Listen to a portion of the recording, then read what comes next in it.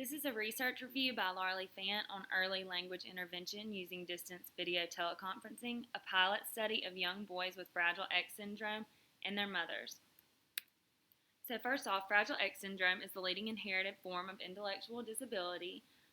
This results from the mutation of a single gene on the X chromosome. The gene affected is called FMR1. With the mutation of this gene, its protein product, called FMRP, is reduced or completely eliminated. And it is important because it affects the maturing and pruning of synapses. Individuals with this gene mutation are at a higher risk for suboptimal developmental outcomes. And the prevalence of this syndrome is estimated 1 in 3,500 males and 1 in 7,000 females, so it's more prevalent in males. And the majority of individuals with this disorder have cognitive delays, significant delays in language development, hyperactivity and attention difficulties, anxiety and withdrawal, and repetitive and challenging behaviors such as aggression and self-injury. Challenging behaviors can emerge as early as toddlerhood, and these challenging behaviors can be in response to changes in routines, tasks, demands, or the desire for preferred objects. Mothers are the carriers of these mutated genes, and these mothers are more likely to exhibit symptoms of anxiety and depression than mothers of children with other disabilities. Now, this is concerning because these characteristics may decrease their responsiveness to their children, which may increase children's risk for language problems. The characteristics of this disorder that are listed above may cause mothers to be directive with their children instead of verbally responsive. And other studies on different groups of children with intellectual and developmental disabilities have shown positive language outcomes if the mother is consistently verbally responsive throughout childhood. This gives rationale for providing an intervention to mothers of children with Fragile X syndrome that targets increased maternal verbal responsiveness. So there are no published studies that have examined parent verbal responsiveness in naturalistic language intervention programs for mothers of young boys with Fragile X syndrome. So the purpose of this study is to, number one, to gather data on the efficacy of a naturalistic language intervention for young boys with Fragile X syndrome designed to increase maternal verbal responsiveness. We know that child learning occurs best in naturalistic contexts with naturally occurring reinforcers, and with this, they are more likely to generalize to new situations and to be maintained over time. Parent-implemented programs provide a higher intensity of exposure to the contexts that are ideal for intervention compared to those that us as clinicians are exposed to. Another purpose of this study is to evaluate the effectiveness of combining face-to-face parent education and coaching with parent coaching provided at a distance using video teleconferencing. Face-to-face education and coaching is what we may be most familiar with, but there are proposed advantages of using internet-based delivery approaches. First off, it gives us the potential to reach all individuals who need intervention that otherwise may not receive it. And secondly, it can accommodate scheduling and may help improve consistency of implementation of the intervention. And then finally, it gives us the potential benefit of supporting parents' use of development, enhancing intervention activities within the home, which is the desired environment. So this is a single case design, and it has a non-concurrent multiple baseline design. Although baseline data were not collected concurrently, changes in targeted behavior during treatment can be considered to be functionally related to treatment because they occurred in conjunction with treatment procedures that were implemented at randomly assigned points in time. So the participants in this study were 6 boys and their biological mothers. One child was receiving a daily dose of medication for ADHD daily, and then one child was receiving a daily dose of medication for anxiety. 5 of the 6 children were from the U.S., and 1 child was from Canada. The children had to meet the following criteria. They had to have a confirmed diagnosis of full mutation Fragile X syndrome. They had to be between 2 and 6 years of age. None of them were to have two-word spoken utterances according to their mother's report, and English had to be the primary language spoken in their home, and no uncorrected sensory or motor impairments severe enough to preclude processing and responding to verbal language. So the effect sizes were calculated using non-overlap of all pairs, which is also known as NAP. NAP summarizes the degree of non-overlap between baseline phase data and intervention phase data. And NAP represents the percentage of data that improves across phases. So NAP intervention values, effect values, are as the following: under 65% equals weak effects, between 66 and 92% equals moderate effects, and between 93 and 100% equals strong effects. A battery of standardized tests and report measures were administered to each child pre-treatment at a university-based center, and video teleconferencing equipment was provided to the participants and their families. Non-parametric statistics were used to address research regarding on-site coaching versus distant coaching. Baseline sessions were 10 minutes with breaks of 30 minutes in between each. And for each session, the child was provided with 3 developmentally appropriate toys, and the mother was instructed to play naturally with the child. There were 4 face-to-face parent education lessons. Each lesson lasted 90 minutes and was implemented by a licensed SLP. There was 1 face-to-face lesson in the first week of each month over the course of 4 months. Then there were 12 distant coaching sessions. These were done once a week for the last 3 weeks of each month after the face-to-face lesson. And intervention target lessons provided 1 strategy each month of the study. So the follow-in commenting is a strategy where mothers followed the child's focus of attention and described what the child was doing or playing with. This is done without expectation for the child to respond. Indirect communication prompting is a strategy in which mothers use time delay, environmental arrangement, or give their child the opportunity to make choices in an activity to prompt communication. And then prompted and spontaneous child communication acts were also targeted. Prompted child communication acts are any nonverbal or verbal acts of communication within 3 seconds of prompting, and spontaneous child communication acts are considered the nonverbal or verbal acts of communication that were not imitated or prompted by parents. Parental verbal responses to child communication acts is a strategy where parents respond by interpreting nonverbal communication acts or expand verbal communication acts. And data for following commenting were reported as the percentage of engaged intervals during which the mother used the strategy, and the rest of the strategies were recorded as frequency counts.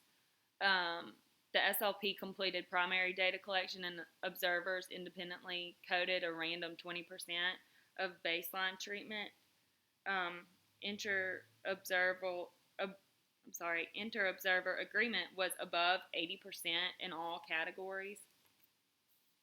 So the research questions of this study are: does the intervention lead to increases in maternal use of following commenting? Does the intervention lead to increases in maternal use of indirect communication prompts and child-prompted communication? Does the intervention lead to increases in child spontaneous communication acts? Does the intervention lead to increases in maternal use of contingent verbal responses to child communication acts? And finally, does parent use of targeted strategies during distance coaching sessions equal or exceed strategy use during on-site coaching sessions? So the results. Following commenting, overall, the mean increase in maternal use and there was a mean increase in maternal use, and 4 of 6 of the mothers maintained the strategy at the 3-month follow-up. The other 2 mothers remained the same as baseline, and then intervention effect across participants yielded a NAP value of 89.75%, which is a moderate effect. And then for indirect strategies for prompting communication, overall there was a mean increase in maternal use, and mothers maintained the strategy at the 3-month follow-up. Intervention effects across participants. The maternal use of prompting equaled a NAP value of 88%, which was moderate effect, and then child prompted communication acts yielded a NAP value of 87%, which also had moderate effects. Spontaneous child communication acts, intervention effects across participants. 1 child had a NAP value of 55, which indicated complete overlap. 2 children had NAP values of 64% and 67%, which indicated weak effects, and then 3 children had NAP values of 70, 73, and 79%, which indicated moderate effects. Parental verbal responses to child communication acts had NAP values of complete overlap, and then 4 children had NAP values of moderate. So we had 2 children that really didn't make any progress at all in this section. Outcomes revealed no significant differences between settings for any of the targeted strategies. However, the most consistently used strategy during distance session was follow-in commenting. On average, the parents' use of strategies introduced during on-site visits was maintained during distance sessions, and parents were mailed a 15-item survey aimed at assessing the acceptability and feasibility of the parent education lessons, as well as face-to-face and distance coaching sessions. This was on a 5-point Likert scale, a rate of 1 being strongly disagree and a rate of 5 being strongly agree. And overall, the mean of responses across items and participants was 4.8 out of 5, which is pretty good. So, conclusions. Overall, the intervention led to meaningful and positive changes in both maternal and child-targeted behaviors. Because follow-in commenting has predicted gains in comprehension and spoken language outcomes for other disordered populations, there is efficacy of this intervention in which increasing the follow-in strategy has the potential to lead to language improvements in children with Fragile X syndrome. And because 2 mothers did not maintain the strategy, we know that some mothers may need more instruction on implementing this strategy. And then indirect prompting is important for children with Fragile X syndrome because many are infrequent communicators. Because of this, there are limited opportunities for parents to interpret and expand language that advances that learning. However, all child participants did show an increase in prompted communication acts. This is important because it gives parents more opportunities to provide that rich linguistic input. However, the children did not respond to most of the indirect prompts, and half the children failed to maintain these gains over time at the follow-up. So these children may require more physical prompts to ensure communication. And then intervention had variable effects on spontaneous communication acts. 5 of the 6 children were induced to be more spontaneously communicated by this intervention. So this is good, but even these minimal improvements can have powerful effects on these families, and more direct scaffolding could help build on these improvements, and an augmentative communication approach could also be helpful to these children. Following commenting and indirect prompting showed more robust effects compared to responding to child communication acts. This may be due to the fact that following commenting and indirect prompting were taught first and thus practiced over a longer period of time, as well as the fact that spontaneous communication acts were scarce, which limited parent opportunities.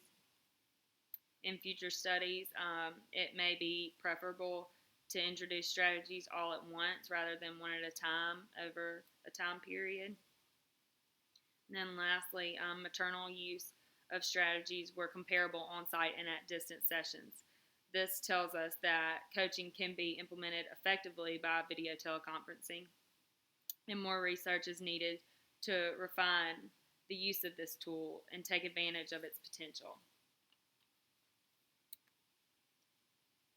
Limitations included the sample size. There was only 6 boys and their mothers. Also, there was a brief time frame in which the study was conducted. This may have constrained the ability of the mother to practice and implement the newly learned skills. The study was only conducted during play context, and it may be helpful in the future to implement these strategies during daily routines. And then also, it was only mothers included in the intervention. And intervention in the future that includes fathers may further enrich the child's language learning environment. The number, duration, and weekly distribution of distance sessions needed to achieve optimal outcomes and high levels of acceptability to families remains to be determined, as well as the refinement of strategies and support of mothers needs to be addressed in the future. These are things that we need to pinpoint more clearly. And then, although there were limitations to this study, in general, this study provided a framework of information that warrants further research in this population due to its positive findings.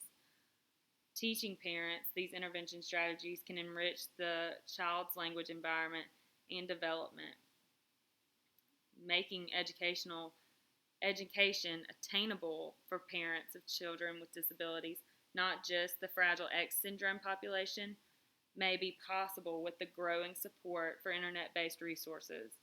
The positive outcomes in mother strategy use and improvements in the participants' communication acts via educational video conferencing lays the groundwork for future research to build upon.